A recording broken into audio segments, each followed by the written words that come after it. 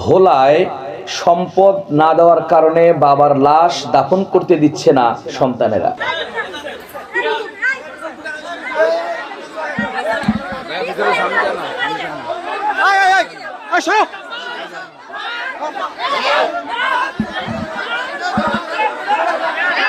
ইতিহাস চেঞ্জ হয়ে গেছে আজকে।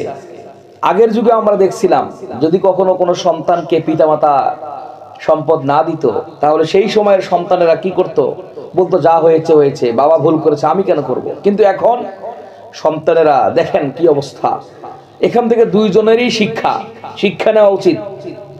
এক নম্বরে যারা আমরা সন্তান আছি আমাদেরকে শিক্ষা নেওয়া উচিত যে যদি কোনো দিন কোনো বাবা মা আমাদেরকে এরকম করে ঠকিয়ে যায়, মনে রাখবা যুবক যে আমাদেরকে তো তারা জন্ম দিয়েছে, তারা ভুল করে গেছে, কিয়ামতে তারা হিসাব দিবে, কবরে তারা হিসাব দিবে, বাবা মা হিসাব দিবে। কিন্তু এরকম কাজ যদি আমরা সন্তানেরা করি তাহলে আমাদের হিসাব কে দিবে? তাহলে আমরাও জাহান্নামী, আমরাও গুনাহগার, বাবা মাও গুনাহগার হয়ে গেল। এটা হলো আমাদের জন্য, সন্তানদের জন্য শিক্ষা।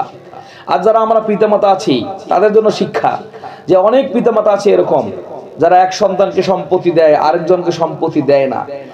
তারা তো এমনিতেই জালেম, জুলুম করে চলে যাচ্ছে। এটা আসলেই আল্লাহর কাঠগড়া হিসাব দিতে হবে।